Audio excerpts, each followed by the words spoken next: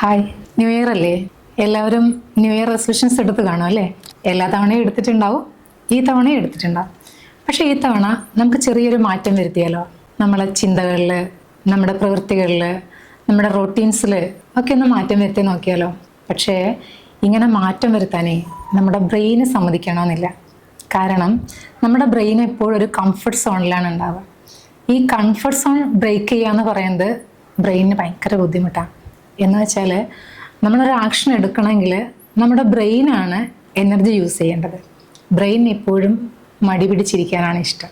നിങ്ങൾ പുതിയൊരു ആശയം തുടങ്ങുകയാണെന്ന കുട്ടിക്ക്, ഇപ്പം ന്യൂ ഇയർ ആണ്, ഈ വർഷം മുതൽ ഞാൻ ഇന്ന കാര്യങ്ങളൊക്കെ ചെയ്യും, എനിക്ക് പുതിയൊരാളാവണം, എനിക്ക് വ്യായാമം ചെയ്യണം, ജിമ്മിൽ പോകണം, അല്ലെങ്കിൽ യോഗ സ്റ്റാർട്ട് ചെയ്യണം, അല്ലെങ്കിൽ പുതുതായിട്ടൊരു സ്കില്ല് പഠിക്കണം, ഒരു പുതിയൊരു ലാംഗ്വേജ് പഠിക്കണം എന്നൊക്കെ നമ്മൾ ചിന്തിക്കുകയാണെങ്കിൽ ഓക്കെ, നമ്മൾ 1-2 ദിവസമൊക്കെ നമ്മൾ അതിനുള്ള ആക്ഷൻസ് എടുക്കും. പക്ഷേ അത് കണ്ടിന്യൂസ് ആയിട്ട് ചെയ്യണമെങ്കിൽ നമ്മുടെ ബ്രെയിൻ അനുവദിക്കില്ല.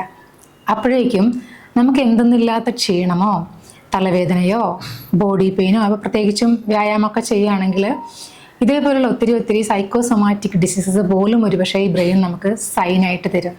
കാരണം ബ്രെയിനിന് ഇഷ്ടം എപ്പോഴും കംഫർട്ട് സോണിൽ ഇരിക്കാനാണ്.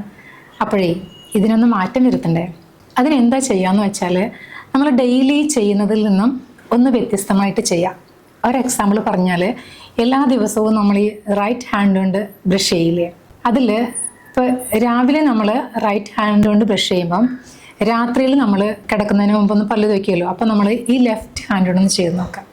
ഇതുപോലെ നമ്മൾ ബോധപൂർവം നമ്മുടെ കാര്യങ്ങൾ റൊട്ടീൻസിൽ ചില മാറ്റങ്ങൾ വരുത്തിയാൽ നമുക്കും നമ്മുടെ പാറ്റേണിനെ മാറ്റാൻ പറ്റും. അപ്പം ഈ വർഷമെങ്കിലും നമ്മുടെ ന്യൂ ഇയർ റെസൊല്യൂഷൻ സക്സസ് ആവും.